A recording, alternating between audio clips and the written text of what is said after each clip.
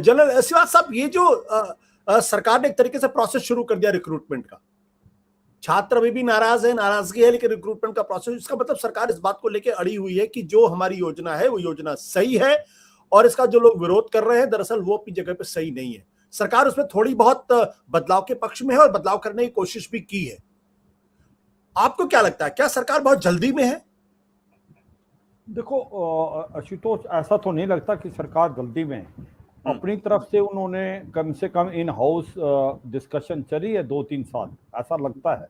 और ये अभी जैसे प्लान आई है, और इसके 2 वजह हैं जो गवर्नमेंट बता रही है, उसको हम डिस्कस कर सकते हैं कि भाई कहीं ना कहीं एक तो जो सुब्रमण्यम कमेटी आई थी, review committee after Kargil war, उसने ये कहा था कि जो एज प्रोफाइल है इन्फेंट्री यूनिट का और बाकी रेजिमेंट्स का वो थोड़ा ज्यादा है, और जैसे टाइगर हिल जैसे पहाड़ों में जो यंग सोल्जर है उनको जल्दी चढ़ने का हौसला था। तो ऐसे में जो आपकी एवरेज एज थी जवानों की 32-33 से घटा के 25-26 लाने के लिए, तो इसलिए यूथ को लाना चाहते हैं, पॉइंट 1। पॉइंट दूसरा, कहीं ना कहीं ये भी था कि मॉडर्नाइजेशन के लिए आपके पास पैसा नहीं है, आपका जो डिफेंस बजट है उसके अंदर रेवेन्यू ज्यादा है, जिसके अंदर पेंशन और पे है, जो कैपिटल फंड है उसमें वो करीब की 15 से 20% है, जो कि आपको मॉडर्नाइजेशन के लिए चाहिए। तो अब गवर्नमेंट सोच रही है कि ये पेंशन नहीं देनी पड़ेगी, तो उससे आपके पास जो कैपिटल फंड ज्यादा हो जाएगा और आप फौज अपनी मॉडर्नाइज कर पाएंगे, चाहे वो सामान खरीद रहे हैं, टैंक्स हैं, आपके सबमरीन हैं, शिप हैं, एयरक्राफ्ट। ये गवर्नमेंट कह रही है, और ये 2 बातें बड़ी इंपॉर्टेंट है। अब जिस प्रकार से ये जो स्कीम आई है, मैं मानता हूं ये स्कीम जो है अग्निपथ स्कीम, जिसके अंदर अग्निवीर होंगे, वो कुछ एक उसके अंदर खामियां हैं और कुछ उसमें बदलाव करने की जरूरत है, क्योंकि अब ये तो सच्चाई है, ये जो अग्निपथ है ये आ गया है, और अब हम ये देखें कि इसको कैसे हम बेहतर बना सकते हैं। और उसके लिए मैंने भी एक आर्टिकल लिखा है, काफी न्यूज़पेपर में छपा है, जिसमें मैंने 5 पॉइंट बताए हैं। पहला पॉइंट तो ये है कि देखो, ये जो लोग हैं डेडिकेटेड है, मोटिवेटेड हैं, डिसिप्लिन है, ट्रेन है, इनका लेटरल आप इंडक्शन करें सेंट्रल आर्मर्ड पुलिस फोर्स में, इनका इस्तेमाल करें। और इनके लिए जो आप गवर्नमेंट बोल रही है कि सीएपीएफ में चाहे सीआईएसएफ, सीआरपीएफ, बीएसएफ, आईटीबीपी और कहीं कोस्ट गार्ड, इसमें 10-10% लिए जाएंगे, मगर इसकी कोई अहमियत नहीं है जब तक उसका कोई गजट नोटिफिकेशन ना दे, ऑफिशियली ना करे। आज आप कह रहे हैं 4 साल के बाद कौन सी गवर्नमेंट कहाँ क्या होगा इसका भरोसा नहीं, इसका मतलब आप इसको फॉर्मलाइज करें, ये बहुत जरूरी है। अब जो बात आती है कि ये इनको डर और शक क्या है कि हमारा क्या होगा 4 साल के बाद, अब बातें हो रही हैं कि इनको कॉर्पोरेट वर्ल्ड भी ले सकता है, क्योंकि ये यहां से ट्रेंड होके जाएंगे और हो सकता है ये आगे पढ़ाई करें और कोई जॉब भी मिल सकती है। मैं 2 बातें क्लियरफाई करता हूं, ये जब 4 साल के लिए आ रहे हैं, ये फौज में आ रहे हैं, ये फौजी काम करेंगे, ये कोई बाकी कोई इसको टेक्निकल नॉलेज नहीं ले पाएंगे। दूसरा इंपॉर्टेंट चीज है, मैंने टेरिटोरियल आर्मी का मैं हेड था 2.5 साल, उसके अंदर वो लोग आते हैं जो 2 महीने के लिए ट्रेनिंग करते हैं, बाकी वो वही करते हैं जो कर रहे होते हैं। अगर वो एम्प्लॉयड है तो एम्प्लॉयड है, या वो सूटेबली एम्प्लॉयड। पहली बात तो 99% वो सब सूटेबली एम्प्लॉयड लिखते हैं, उनके पास और कोई काम नहीं, गांव में जाके अपनी खेती करते हैं। इसका मतलब वो 2 महीने फौज में आते थे और 10 महीने वो खेती करते थे, कोई जॉब देने वाला नहीं है। ये बात कहने की है, जब ये 4 साल के बाद एनवायरनमेंट में जाएंगे, इतनी इनकी qualification, ethos, culture, technical expertise जो बाहर चाहिए और इनके अंदर है, उसमें फर्क है, ये हमें समझना चाहिए। इसलिए इनका सबसे अच्छा सोल्यूशन है लेटरल इंडक्शन सीएपीएफ, और उसकी एक फॉर्मलाइज करी जाए और उसको एक आप गजट नोट करें। पॉइंट नंबर 2, इनको जो बातचीत में हो रही थी, इनको काफी खामियां हैं, जैसे 4 साल में इनको एक पैकेज मिलेगा, ये जो एक कॉन्ट्रैक्ट का है पैकेज मिलेगा, तनख्वाह मिलेगी 30,000, 2 साल फिर 40,000 तक हो जाएगी, और जब ये निकलेंगे तो 11,71,000 इनको पैसा दिया जाएगा। और इसके अलावा इनको कोई और फैसिलिटी नहीं है, कैंटीन, मेडिकल, ये सच्चाई है। अब बात आती है कि अगर ये लड़ाई के दौरान 4 साल की लड़ाई के दौरान मारे जाते हैं, शहीद हो जाते हैं देश के लिए या डिसेबल्ड हो जाते हैं, तो इनको सब कुछ वही सुविधाएं मिलनी चाहिए जो कि एक रेगुलर सोल्जर को मिलता है। जैसे कि आपका स्पेशल फैमिली पेंशन, अगर जवान मर गया उसकी फैमिली को पेंशन मिलती है रेगुलर को, क्योंकि आज की तारीख में एक जवान जब लड़ाई करता है और शरद पे जाता है तो वो अपनी जान हथेली पे रख के जाता है और उसको मालूम है पूरा देश जी। मेरे पीछे खड़ा हुआ है, तो मेरी फैमिली का ध्यान, तो ये अभी आप क्लेरिफाई करें इनको दोनों चीजें। तीसरा, अभी आपने एज बढ़ा दी है, क्योंकि आपने कहा कि 3 साल भर्ती नहीं हुई, 17.5 साल से 21 साल की बजाय पहले साल 23 तारीख तक आपने रिलैक्सेशन दे दिया।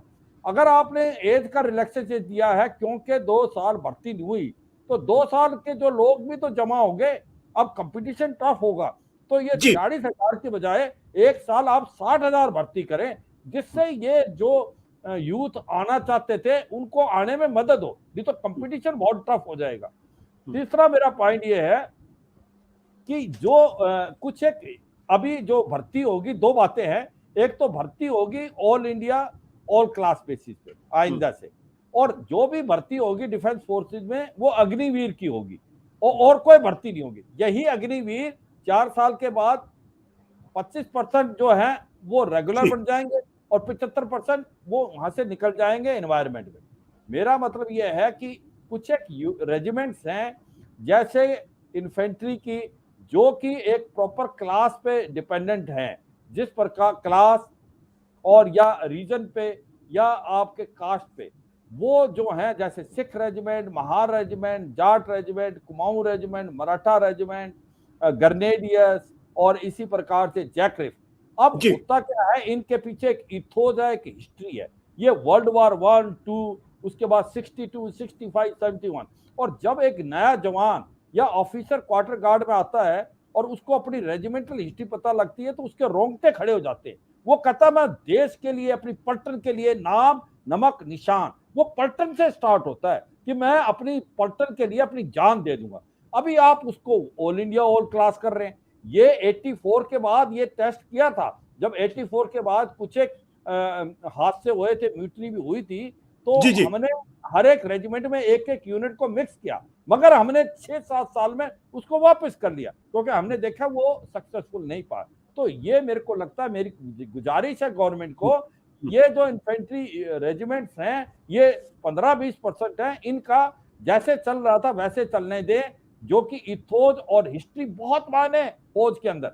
अगला मेरा पॉइंट ये है कि आप ये स्कीम लेके आ गए हैं, इसके अंदर काफी बदलाव आ सकते हैं समय जी। के साथ साथ, तो आप इसको, मैं तो कहता हूं कि शुरू में पायलट प्रोजेक्ट लाना चाहिए था, उससे हमें खामियां पता लग जाती। अब नहीं लेके आए, पॉलिसी हमने करनी है तो अगले 3-4 साल पायलट प्रोजेक्ट की तरह चलाएं। अगर इसमें कोई कमी है या उसको बदलने की जरूरत है तो उसको बदलें, जी। मतलब कि आप एक फंक्शन, एक जो है फ्लेक्सिबल होके चले और जो भी एडवाइस, जो भी सजेशन आती है उसको करें, क्योंकि ये एक बहुत अलग पॉलिसी। एक बात आ रही थी कॉन्स्पिरेशन की कि कम से कम 12 से 15 कंट्रीज हैं वर्ल्ड में जिनके पास कॉन्स्पिरेशन आर्मी है। कॉन्स्पिरेशन आर्मी और कॉन्ट्रैक्ट आर्मी में फर्क है। कॉन्स्पिरेशन आर्मी क्यों है ऐसे देशों में? उन देशों की जो पॉपुलेशन की बेस वो छोटी है, लोग जी। नहीं आना चाहते उसकी फौज में, इसलिए उनको जरूरी आने की कोशिश है। South Korea, north Korea, Israel, south Africa, Lithuania, Georgia, ऐसी कंट्री है, स्वीडन, इनके अंदर 1 साल 2 साल ऐसा बना हुआ है, और रशिया, उसके अंदर कॉन्स्पिरेशन आर्मी है। भारत में ऐसा नहीं है। भारत के अंदर एक जहां पर वैकेंसी है 1000 आदमी खड़े हैं। तो यहाँ पर ये जो कह रहे हैं कि भी दूसरे देशों में भी ऐसा नहीं है, ये हमारा वॉलंटियर है और हम कॉन्ट्रैक्ट के साथ लाए हैं इसको। तो जी। जी। कॉन्स्पिरेशन आर्मी का अगर आप एक प्रकार से परफॉर्मेंस देखें कि रूस और यूक्रेन की लड़ाई हुई, हमने सब ने सोचा था रूस जो है सेकंड मिलिट्री पावर है वर्ल्ड की और जल्द समय में ही यूक्रेन के ऊपर कब्जा कर लेगी, मगर रूस के जो सिपाही थे, सैनिक थे, उन्होंने लड़ाई में अच्छा परफॉर्म नहीं किया, और उसकी एक वजह थी कि वो सब कॉन्स्पिरेशन आर्मी के थे जो 2-3 साल के लिए आते ठीक हैं, है। वो इतने मोटिवेटेड नहीं थे, ट्रेन नहीं थे। अभी बिल्कुल, आप अपना ध्यान गलवान की तरफ ले जाए, नहीं गलवान का बताना बड़ा जरूरी है। जी। गलवान के अंदर जहां पर 16 बिहार कर्नल बाबू के 20 जवान शहीद हुए और इतनी जोरों से लड़े, 100 से ज्यादा चीनियों को मौत के घूंट उठा दिया। चीनियों को समझ नहीं आई ये कहां से भारतीय सैनिक के अंदर इतना जज्बा है। तो वो भी यही बात थी, चीनी जो थे सारे कॉन्स्पिरेशन आर्मी के थे। तो जो कॉन्स्पिरेशन आर्मी भी है जहां पर है, वो इतनी सक्सेसफुल नहीं हुई है, क्योंकि एक जज्बा, एक मोटिवेशन 2-3 साल में थोड़ा सा आना ठीक है। मुश्किल है। तो ये जो हम एक्सपेरिमेंट कर रहे हैं कॉन्ट्रैक्ट वाला, मुझे लगता है ये सच्चाई है कि हम best out of the best select करेंगे 25% इसमें से। मगर जब ये 4 साल के लिए हमारे पास है, ये हमारे लिए एक बहुत चैलेंज है। हम इनको कैसे मोटिवेट करें, यस ठीक है। कैसे दिलाएं कि जब ये यहाँ से चलो साहब। जाएंगे हम इसका ध्यान दें। सत्य हिंदी का ऐप डाउनलोड करें गूगल प्ले स्टोर पर।